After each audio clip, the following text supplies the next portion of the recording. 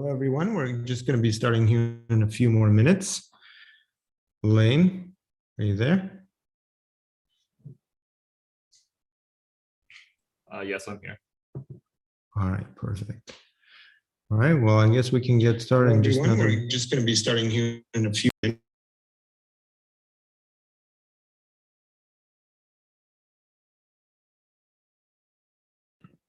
Okay, yeah, so I think that we're ready.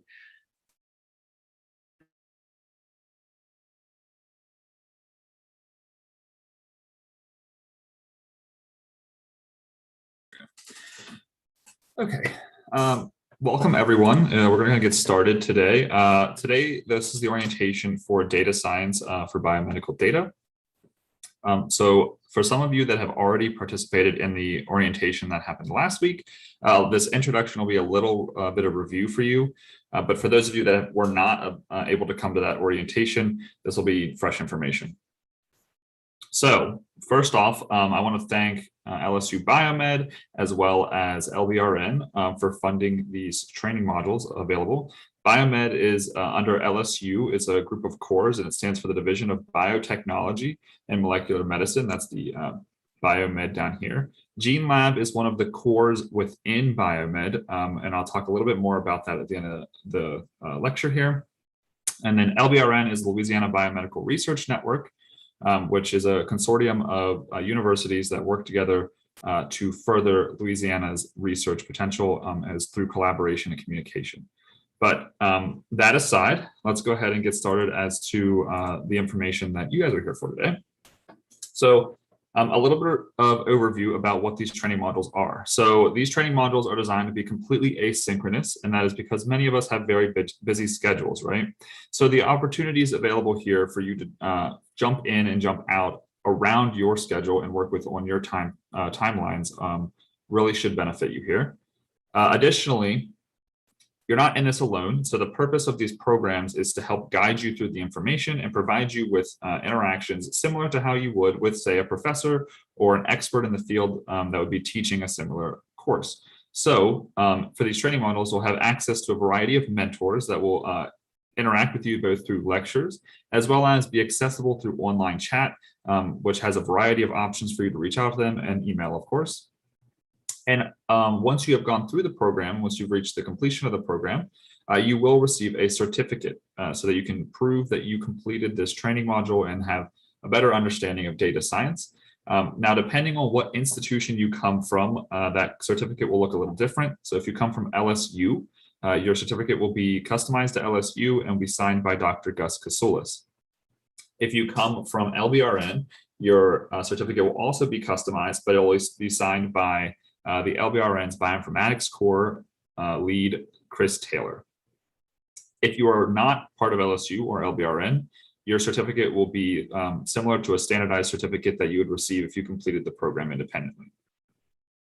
So that being said, there are three main things that you're going to utilize while you go through these programs that are going to help you through the lesson plans or you'll interact with frequently. The biggest one you're going to interact with frequently is the OmicsLogic portal. I'm going to show you how to register for that in a little bit. The OmicsLogic portal is essentially the location or the website you're going to go to and access all of your lesson plans, where you're going to see your syllabus for the program, as well as access a variety of mentor interaction options.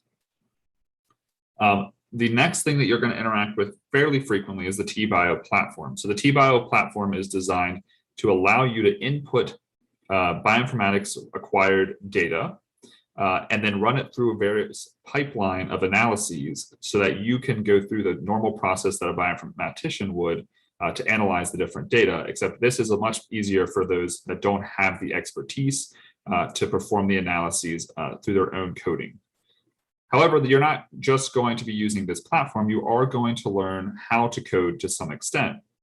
This program in particular is going to involve much more coding than the other two that are being offered this semester. So you're going to be doing this partially because you guys are a coding course. You will have some work with the coding playground. And so the coding playground is essentially a virtual or online playground or a coding environment so that you can practice your coding online without having to establish a coding environment on your computer.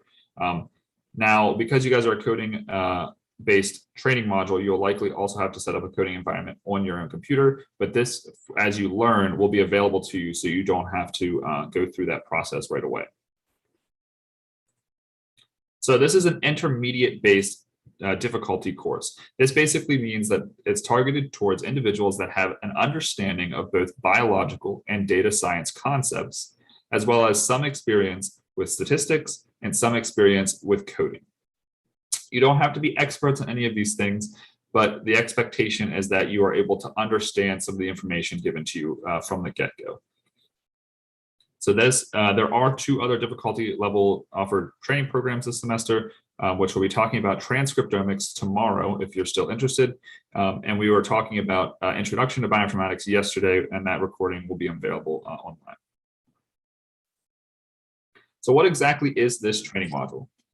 So this training module, the orientation is obviously today, but you have access available to you already if you've registered. This training module is designed to help you analyze bioinformatic data. That's from everything from data wrangling all the way through visualizing your data.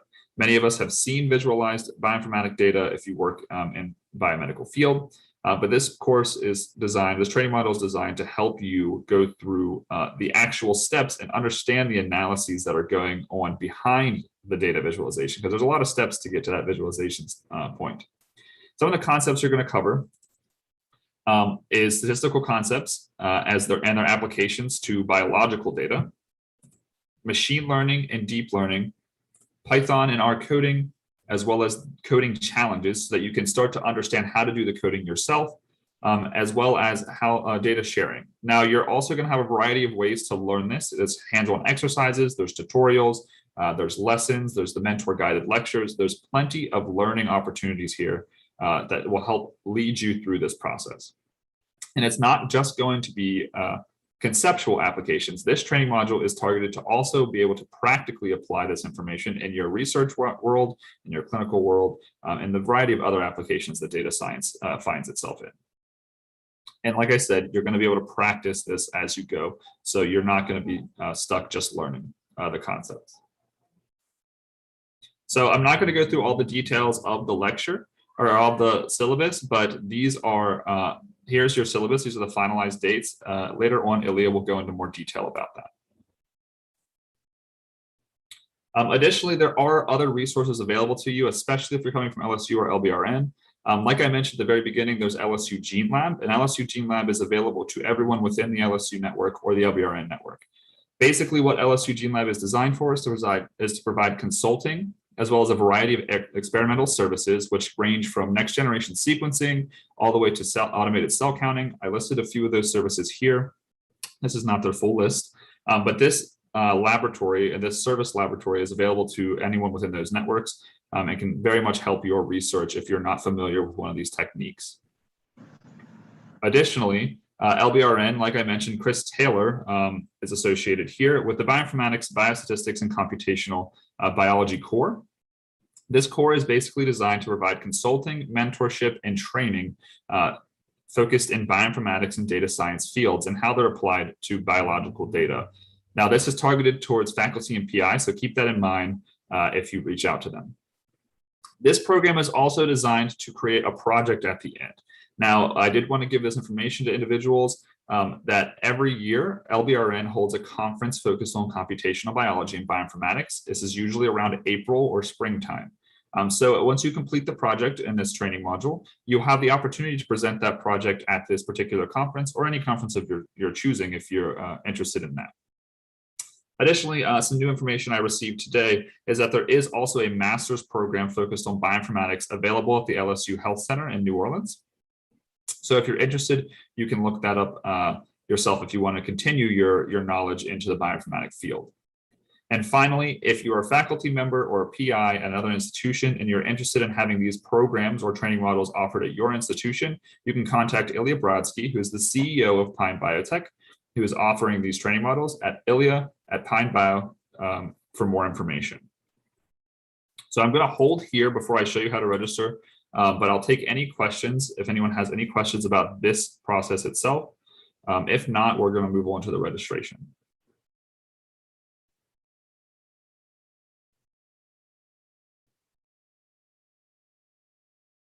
No, sir. Okay, so if we don't have any questions, I'm going to go ahead and switch screens here.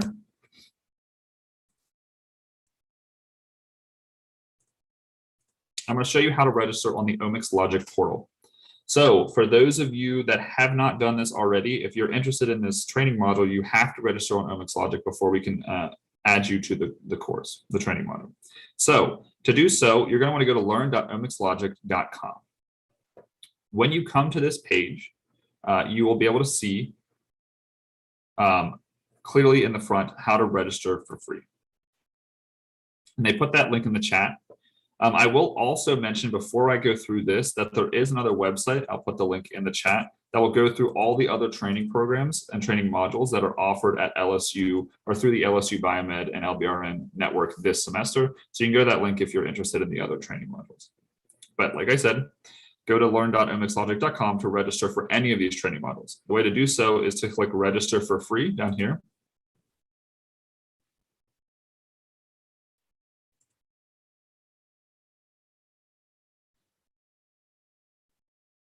And then once it loads up, you'll see on the right-hand side a sign in or sign up section.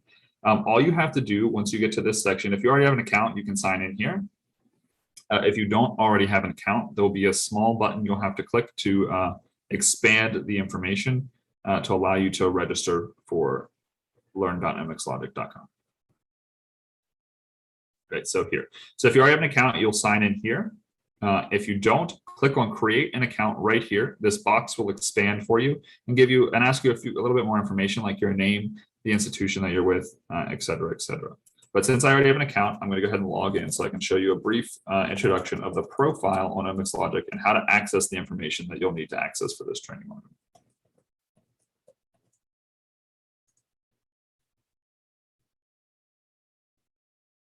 So when you log in, you'll open up to this page. I recommend going to your profile by clicking on right here, welcome back. Your email will be listed. And it'll take you to your profile. Once you're added to the training module, you'll have two ways to access the syllabus easily from your profile. The first one would be come down here and click on the data science badge. The other way to do so would be go over here to the programs tab at the top of your profile page. Click on that. And once this loads, you're going to go to BioMed Data Science for biomedical data. Before I jump there, I do want to show you how to access some other things here on your profile page. One that you'll use frequently is your courses. So once you have started an asynchronous course, you're going to be able to find it under the course tabs to continue it. Because again, this is on your schedule, and then you might not always be able to complete a lesson in one sitting. But what you can do is come to the courses tab and find whatever courses you have started and easily access them later on. You'll also be able to access any certificates you receive, and I can show you what one of these looks like now. Once this loads. So this is what your certificate of completion will look like. And like I said, depending on the institution you come from, it'll be more customized and it'll be signed by a different individual. But if you're coming from an outside institution, it will look very similar to this, and it'll be signed by an individual associated with Pine Biotech. So if I go back here, I'm going to show you the syllabus page very briefly. Under the programs tab, like I said, you can go to your syllabus at any time, or the program page where you'll find your syllabus. So here's your program page. If you have not registered already, you will not have this pop up here. This is because I've already been registered. If you haven't already registered, if you go to this page, this link, you'll be able to scroll down and you'll be able to find pricing in this area about how to access the program.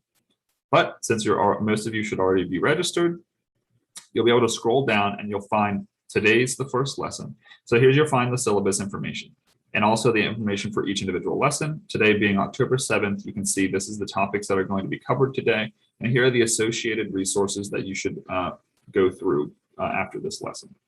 Now, once you complete everything with this lesson, you'll be able to click complete lesson here. And once you have done that for every single lesson in the program, you'll receive your certificate. Okay, so that being said, that's all I'm going to cover today. I'm going to go ahead and hand off to Ilya with Pine Biotech, and he'll go over some more details about the training program. All right, thank you very much, Lane, and welcome everyone. Good to see that everyone has joined. And I'm going to start sharing my screen. So what I want to do in my part of the presentation is go over a little bit what we will cover in each one of these parts. So already Lane mentioned that we will be talking about data science, we'll be talking about machine learning, and we'll be speaking a lot more in detail about every aspect of these things. Now, the major objective of this data science program and how it is different from some of the other programs that we've been talking about yesterday and we'll talk about tomorrow is that this particular program is designed to give you some more general skills in addition to your ability to analyze biomedical data. So what do I mean by that? First of all, data science in itself is very similar to bioinformatics. So you could define bioinformatics as the intersection of computational tools and methods to organize and manage your data with a focus on biology, whereas data science is a lot more general. So it could be applied to a lot more different applications besides biology itself. And so you can kind of say that bioinformatics combines a lot of the same elements, but with this unique focus on biology. At the same time, when people hear the word bioinformatics, they tend to think of very specific applications of bioinformatics. So people would think about BLAST and kind of sequence alignment and things like that.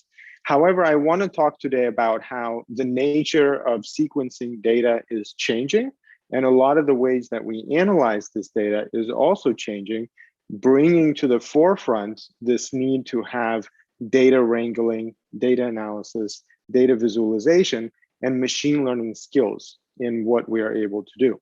And so I'll talk a little bit more about what we will be able to do in the context of this particular program to help you kind of get those skills. So the program will combine three main modules besides some introductory material. These are the three main modules that you will have to complete: BioML-Logic, BioML-R, and BioML-Python. Now, BioML simply stands for bio data, and ML stands for machine learning. But essentially, it will cover statistical analysis and machine learning that starts from data preparation for statistical analysis all the way to interpretation of what you have been able to identify using a variety of analytical methods. So besides these three modules, there are some additional modules that you can choose to complete. They're not a requirement. So for those of you that have less background in biology, we recommend the course called Bytes and Molecules. Kind of talks a lot about how to apply different types of methods in bioinformatics to different domains, like let's say medical or maybe basic biology. It also introduces a lot of the terminology that you would have to know to orient yourself. So if you come from more of an engineering background, maybe you're not so sure what's the difference between a gene and a mutation, exon and intron, or maybe sequencing DNA as opposed to RNA. And what does that mean in terms of data? Because a lot of the words are used in a different way. So that's something that you can clarify in those introductory modules. And then for some of you that do not have any background in engineering, so you have not done any coding at all, there are some introductory modules like Introduction to Bioinformatics in R and Introduction to Bioinformatics in Python. So those would be useful for anyone that comes without any coding experience. What these modules provide are some exercises that clarify what is the problem or why are we doing what we're doing, how to address this problem from a coding perspective, how to use existing code and maybe modify some of the settings and outputs, and then apply them in an effective way to a data. So here you can see an example from getting started with bioinformatics in R, how to load data, how to visualize it, maybe how to read different types of data, maybe tables or sequences, and how to apply some of these commonly used bioinformatics tools. So this is just to get you started.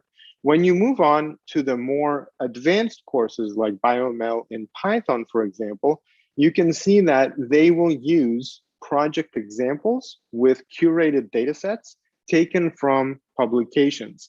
So in other words, a lot of the methods will try to replicate the analysis done in that publication, having to code every step of the way to be able to understand what is the method, what are some of the assumptions about the data, and how can you choose between the different methods to really select the one that is most useful in the context of the research question posed by these different data sets.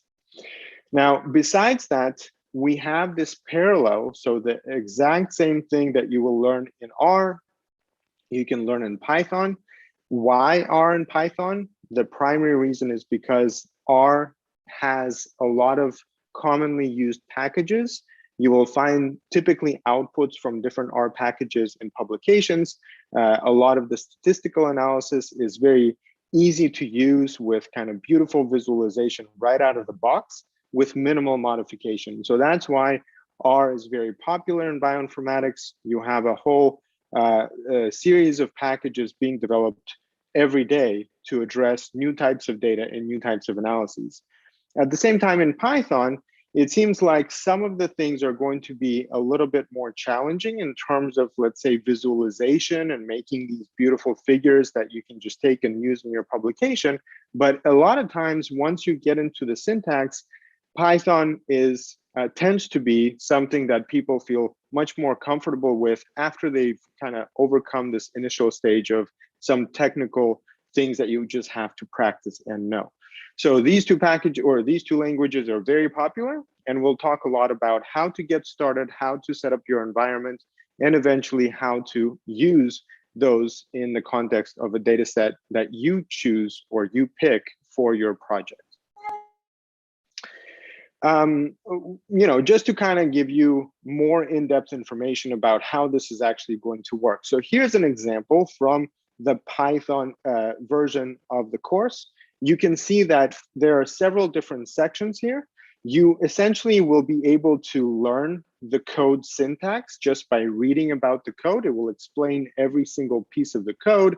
What are we trying to do? Import packages, loading data, removing specific portions of the data, manipulating our data, and then you can practice. So essentially you can replicate this code, run it, and test your results, whether your results are correct or not. And so as you saw here in this little video, you essentially run that piece of code right in the browser, and it will tell you whether your result is correct.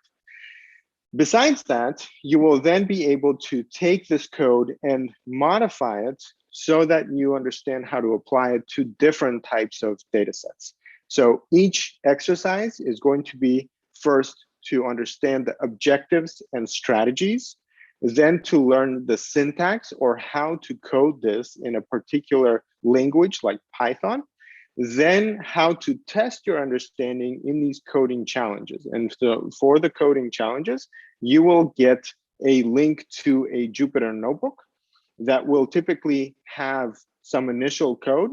And then once you look through that code, you'll be given an assignment how to complete it, how to maybe take something that you've learned in the lesson and apply it and write it out in code and make sure that that code works. So a Jupyter notebook looks like this. Essentially, it's like a Google document. In this case, this is a Google Colab, where you can take each portion of your code and run right in the browser. In this example, all of the code is already written for you, but in some cases, you will have to modify or maybe write full pieces of code yourself. And that way you'll learn how not to only learn about the syntax, how to also write it all out yourself. So let's talk a little bit about what the different sections are going to cover. And so this is an overview of all of the topics that we are going to be covering in this program. So we're going to divide it into 3 different parts. The first part is introduction. The second part is methodology, how to understand and apply these methods. And the last section is actually about the application to particular projects. And so the first session is going to give you a sense of omics data, terminology, and key concepts that you just have to know to get started. The second portion will tell you about the details of the methods. What's the difference between different clustering methods, or how to do dimensionality reduction using different techniques for different types of data, and what are the differences between statistical analysis methods and machine learning methods or deep learning methods. And then finally, you will get introduced to a number of different research publications with curated data sets, and you will see how this is used in clinical applications in biomedical research and in different aspects of what the industry is doing with clinical trials or with designing new drugs and things like that. So let's talk a little bit more about the different challenges that you should be able to address once you complete this full program. Typically, when people think of big data, they think of data that is intuitive and easy to understand. And in this case, especially in the world of biomedical research, typically that is not true. So there are several different challenges around it. First, this data is unintuitive. So you really have to have a lot of additional information to understand what the data describes.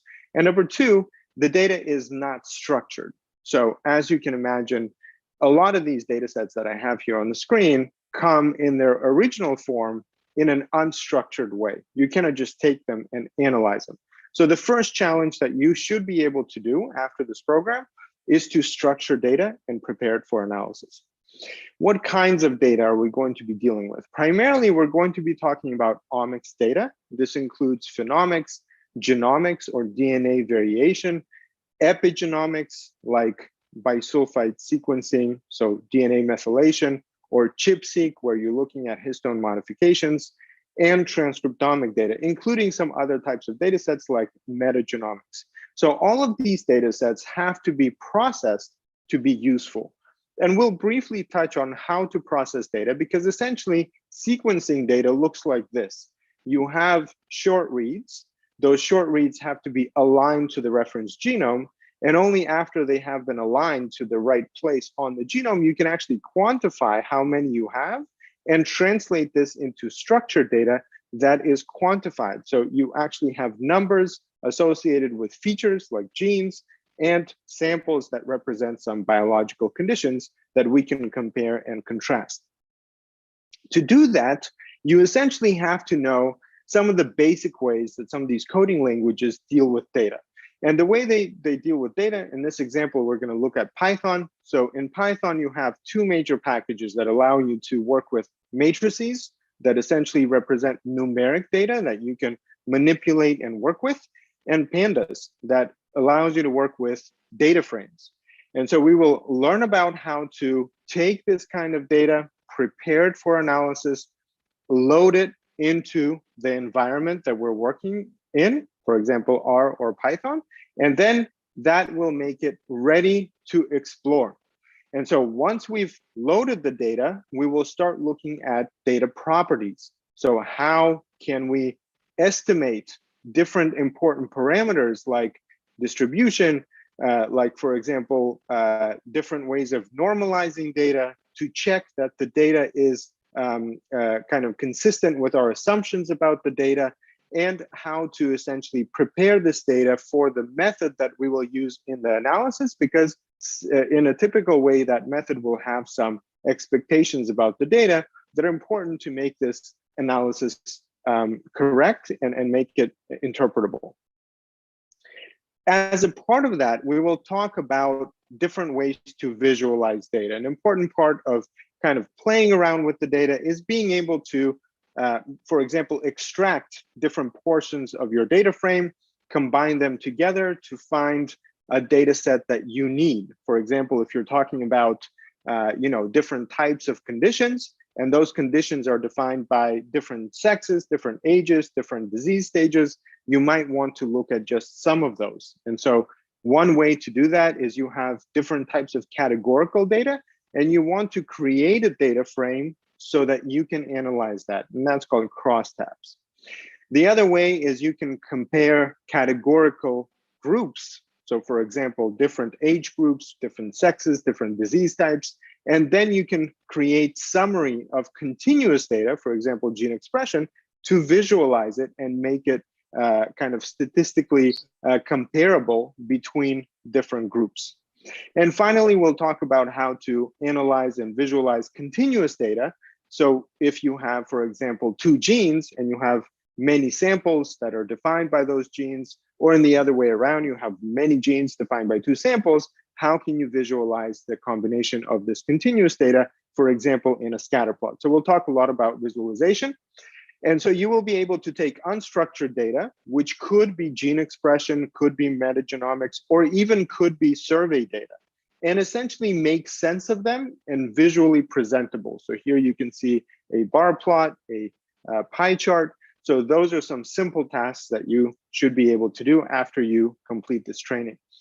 What essentially that gives you is some method of manipulating your data. So from random patterns, like you see here, you will get patterns that could be biologically interpretable, right? And you will be able to then differentiate between different types of signals to know that they are different and to start thinking about how do you analyze many of these types of signals as you go into the analysis stage.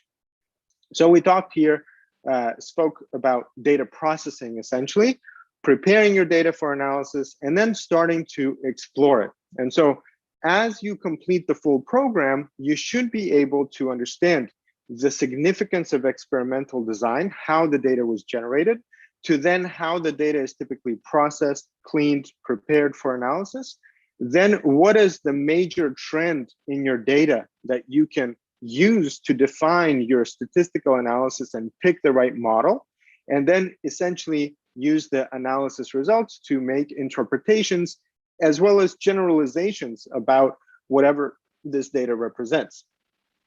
So major kind of part of that is statistical analysis. And what we'll do in the statistical analysis section is we'll talk a little bit about different ways that you can make sure that your analysis has some significance. So what is that significance defined by? What are p-values? What are fold changes? What are those error bars that we typically see, right? So we'll talk a little bit about those concepts because they're extremely important for us to understand before we jump into these more complicated methods of analysis like machine learning. So you will be able to, for example, use packages that can simplify your comparison between multiple types of data and make sure that you understand different parameters like level of correlation, or like I said, p-values and things like that. You'll be able to extract different elements like genes based on statistical properties of an analysis. You'll be able to understand how to use those different statistical parameters correctly. You will be able to also test and validate that what you are finding is consistent with biological literature or research literature out there. You will also be able to summarize your data in intuitive and useful visual format. So here we have a heat map, and you will have a whole way of going through the data to kind of summarize the significant part of that data based on your experimental design or the contrast that you've built into your analysis. We will also talk about different exercises that will combine elements of loading data, running loops, making sure that you know how to filter and save different components that you have in your data, maybe even print reports that is going to be very useful when you want to share your results with somebody else, visualize data, and make complex outputs. And we will do that both in R. As I mentioned, again, in R, you have very easy to use predefined packages, or Python, where you have to put a little bit more work into maybe sorting the data before you visualize it. And you also have to understand the different elements of the syntax. So we will go through that as well. Then we will come to kind of one of the major objectives of such programs. And one of the major objectives when you get to know your data closely is how to differentiate signal from noise. So I really like this picture here on top. You can see that even here, the signal is present, right? So you can clearly see that there's something there. There's kind of a snapshot of some difference, but the goal of the analysis is to really focus on the difference and distinguish them or separate the signal from the noise. And to do that in statistics, typically we can use a model for the noise with some assumption about the data. So for example, if the data was randomly generated, we can then assume that the noise is representative of that randomness. And we actually have a formula here for noise that kind of helps us explain or model this noise. And so we can start putting together the different elements that help us understand and focus on the signal. Machine learning, in many cases, uses the same principles, but it also relies on algorithms to take those differences between signal and noise and be able to apply them in more sophisticated ways. So that's why next we will turn to data mining and classification and essentially go over some of the commonly used, what's called conventional machine learning approaches. These approaches have been kind of popular and used since the 1950s, really, so for a long time. In the last decade or so, they have become much more popular and much more easy to use for a number of different reasons, including complexity of data, the volume of data, and computational tools and technologies that we now have in our, made accessible to really be able to use them in a much simpler way.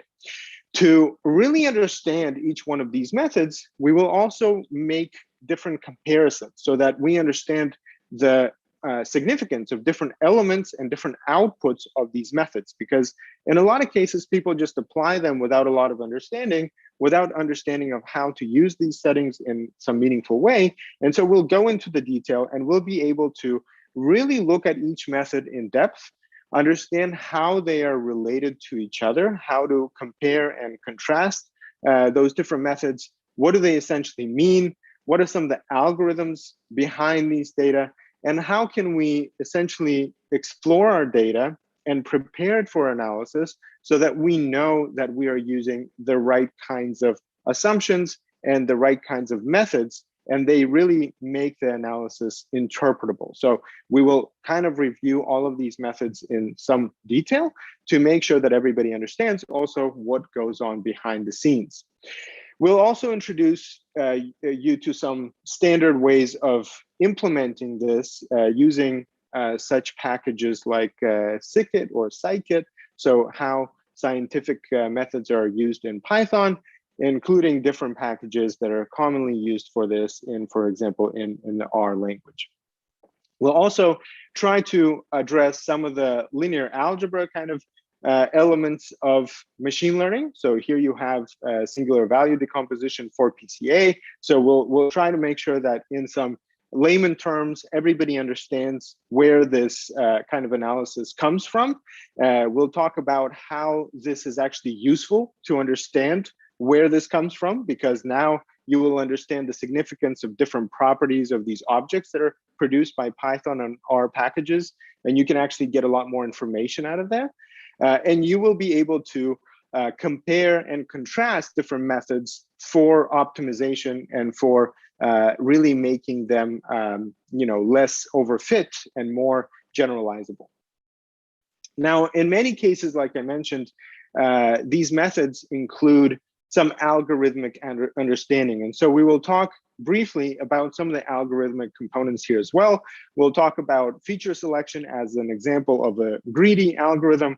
We'll kind of give simple illustrations of how you can understand these different algorithms and how they rely on some of the statistical properties of your data, as well as the different types of assumptions that this algorithm will have, so that you know what is the meaning of the different settings when you try to run these analyses, and also understand the outputs and where they came from. So what is the reason why you're seeing what you're seeing in the output of these particular data sets?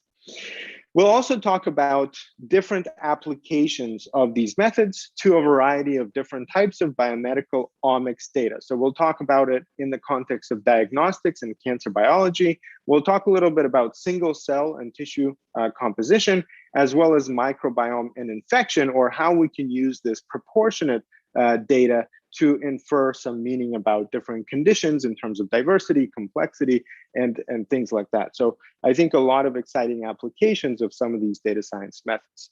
Now, as a result, you will also be able to read data and understand what each data set represents, you will be able to distinguish between different methods that are typically mentioned in publications. So here you can see one of the publications that we will use. It has all of these terms: support vector machines, random forests, different molecular profiles. So you'll be able to kind of read some of these methods and understand what they mean and actually know how to implement these methods. And as I mentioned, we will provide different curated examples within the course that you can then choose to expand on. Essentially, all of these curated data sets are provided as a standalone module. You can go through it and understand how the authors performed the analysis and what does the analysis really mean? What did they actually publish on? So to summarize, the program is going to be separated into 3 different parts. The first part is going to give you some introductory materials so that you understand the terminology and key concepts that you will need to be successful in this module. The second part will focus on different methods and in-depth understanding of the methods, parameters and settings, and kind of the logic behind those methods. And then finally, you will be introduced to a number of different projects that you can use to, first of all, understand how these methods have been used by experts that wrote the publication, and then potentially choose to develop a project of your own using some of these methods that you have learned how to code. And essentially, the objective of having a lot of these exercises done in a Jupyter notebook is also to provide you with a whole collection of different scripts that you understand, that you can modify, that you can read, and then have little differences in data sets that you know how to adjust the code for, so that you can essentially use this for your own project. So at this point, I want to ask if anyone has any questions that I can answer. So if you do have any questions, please put them into the chat box. If there are questions that have been posted already and I have not seen, maybe you can help me, Lane or Jesvi, see what I need to answer.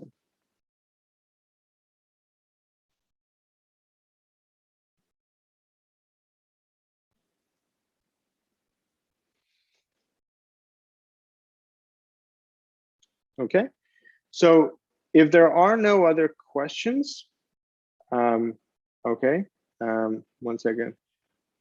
What is the best language? Okay, so it's a good question. What is the best language? Python and R. I don't know if there's such a thing as the best one. So there's a funny kind of answer that I read about this.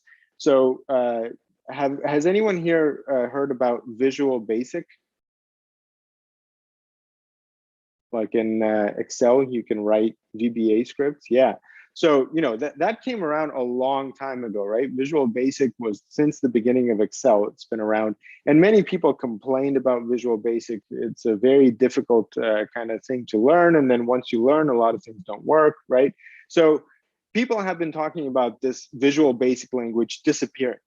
And the fact is that today, many people still use Visual Basic and use it effectively if they have learned and kind of applied it in an effective way.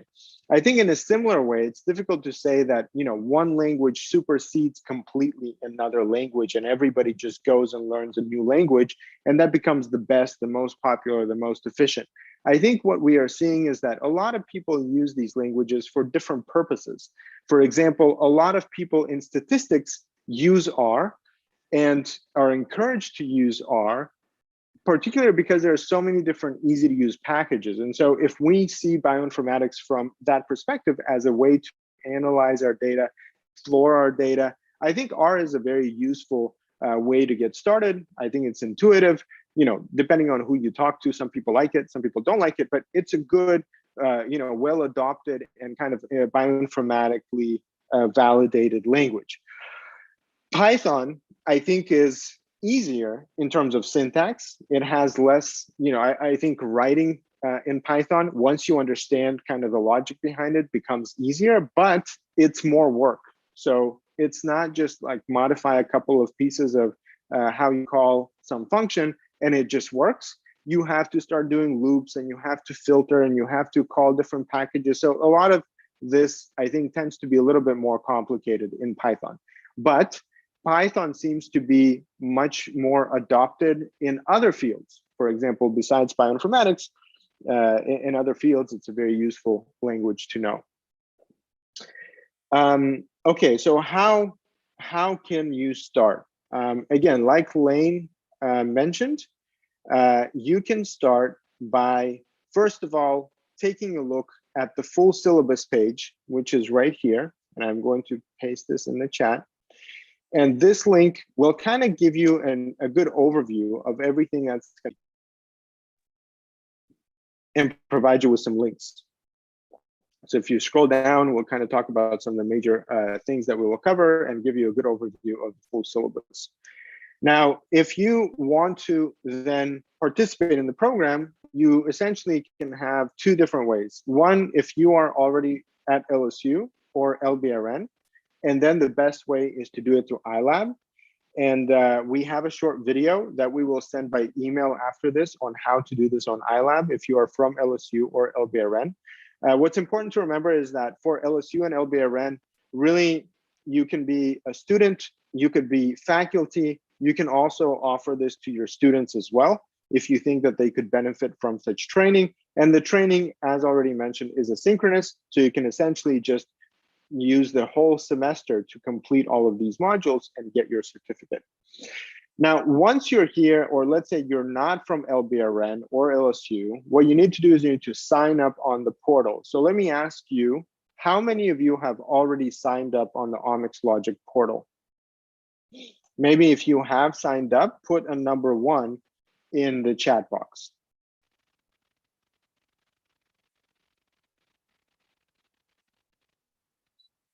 Okay, great. Thank you, everyone. And Isa, I will address your question in just a second. Okay, so if you have not yet signed up on this portal is free, and I'll just show you a little bit how you can use this portal. So this portal is free, and it has everything that you need to get started and grow. So essentially from very basics, if you're completely new to bioinformatics, all the way to wanting to use bioinformatics in a more effective way to do research, you can do this through this portal. Once you're signed up, you can just simply go to the courses page. And on the courses page, you will have several different ways that you can navigate the material that you have here. You have tags here on the side. So for example, you can look at data science courses or machine learning courses, right? You have these collections. So for example, getting started or bioinformatics in R, bioinformatics in Python. So different categories of courses are organized right here. You can also look right here in the search bar. In the search bar, you will find a simple way to find the data. So for example, if I'm interested in cancer, you can see everything related to cancer. Or if I want to learn about DNA, so here you will see DNA highlighted, right? So that's something that you can do right here. If you just want to get started, there's an excellent collection of courses to get started, and you will find it right here, getting started. So if you click on getting started, if you're new to bioinformatics or you're new to omics and sequencing data, you can go right here, and you will see that there are several courses to kind of get into it. So Introduction to Bioinformatics is a very short course that you can complete for free. You don't need to pay, you don't need to register, you just complete this course for free. There's also a course called Bytes and Molecules. And this course is a little bit more comprehensive, and it has several different aspects that you can learn about, what is DNA? What are these sequences? How is sequencing data generated? What are proteins and protein structures? Introduction to genomics, transcriptomics, and we'll have probably by tomorrow, introduction to metagenomics. So you'll learn about different types of omics. If you want to just get started with coding, you can use this, Introduction to Bioinformatics Languages. So this is a course that's really designed to get you started. Now, after you've completed this, you will see that under your profile, you will start seeing points accumulating. And so when you see these accumulating points, essentially they're getting you from a beginner who doesn't know a lot to intermediate level to then an expert that gives you some validation that you know it. And you can also validate it by looking at the number of courses that you've completed and the certificates that you've gotten by completing those courses. Okay, so I see that somebody raised their hand. Oloyede, did you want to ask a question?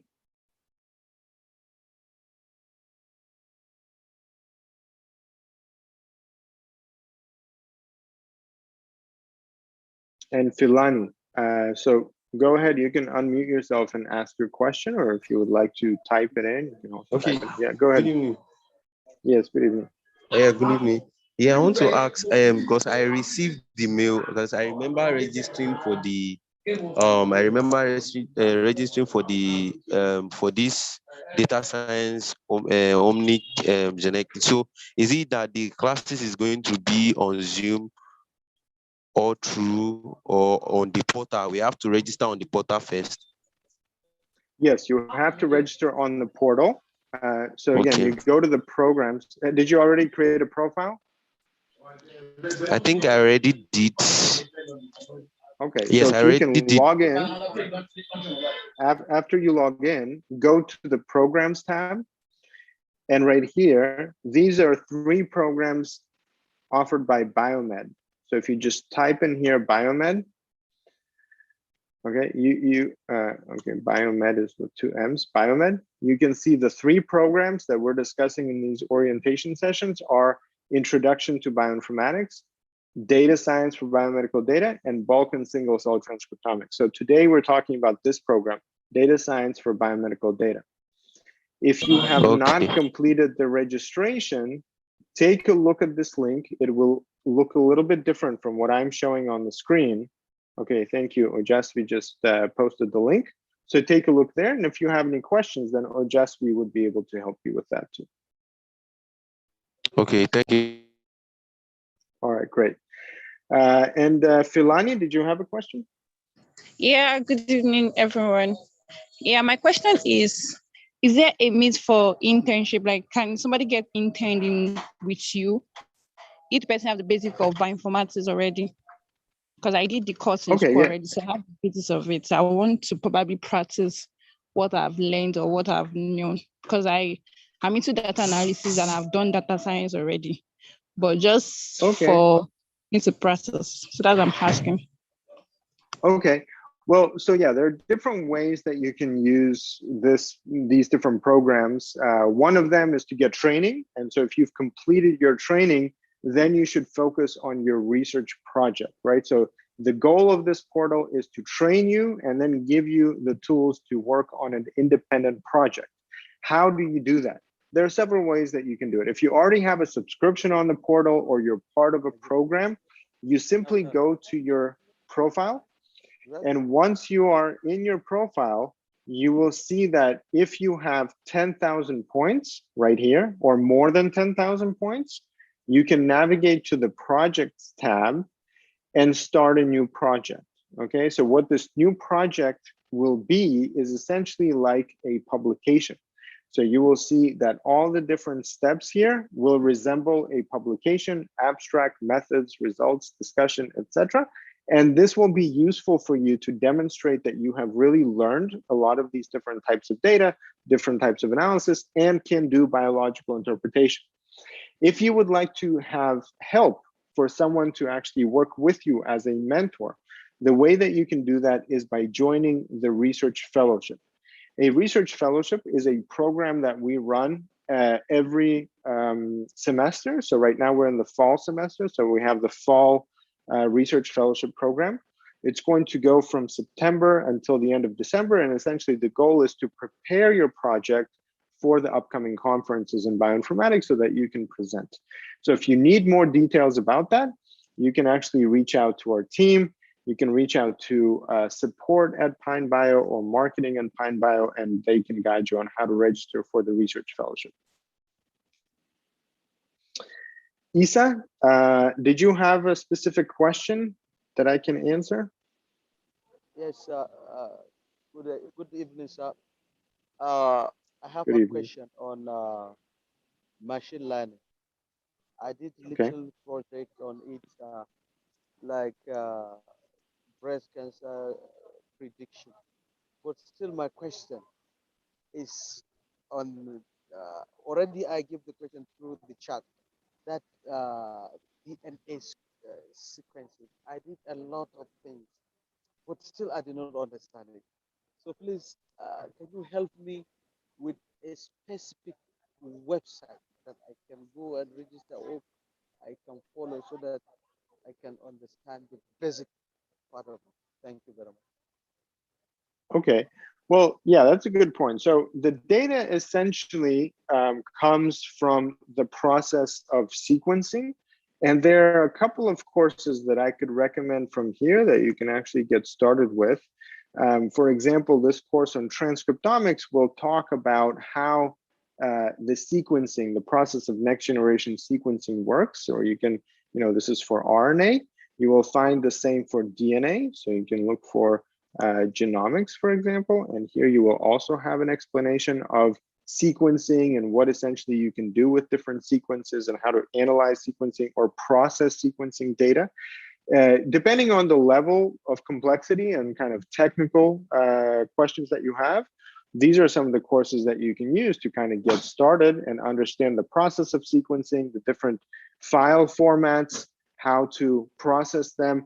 And one of the major benefits of these courses is that they actually can provide you with an overview of how to build pipelines and use some data sets from our repository or from the public domain to actually practice how to do that. So here, for example, we have the T-BioInfo Platform. You will have access to this platform as a part of these courses as well. And what you will see is different ways to process RNA-seq data, so transcriptomic data, or genomic data. So here, mutation variants, you can see how to use FASTQ files or SRA files from NCBI and turn them into genomic variant calling files, VCF files. So these are some of the tools that you will be able to practice here. Inside each one of these pipelines, every method has a link, so you can actually understand how the methods are connected together. And then if you wish to go into more technical detail, you can follow those links. Okay, Kashaf is willing to work in the company. Great. So please send your CV to Ilya@PineBio as a bioinformatician data science. So always looking for great talent. So please go ahead and send us your CV. And all right, thank you. Ojasvi. Okay, are there any other questions that I can answer for now?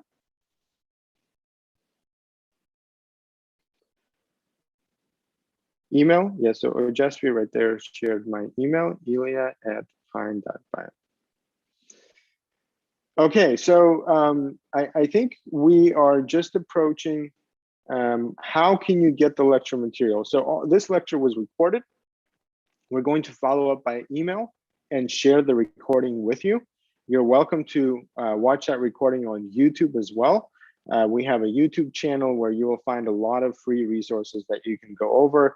You can learn about the different programs. Like I said yesterday, we had the overview orientation for Introduction to Bioinformatics. If you're just getting started, you can go for the Introduction to Bioinformatics program. Today, we're talking about data science. And then tomorrow, we're going to be talking about transcriptomics with some specific focus on transcriptomic data analysis and interpretation. So thank you everyone for joining today. Again, look out for those emails with the recording for today, with all the links that we discussed, with all the different curricula. And thank you again for joining and for being here today. And we are looking forward to seeing all of you in the program itself. Okay, and Lane, did you want to say anything else? No, just thanks everyone for coming to the orientation.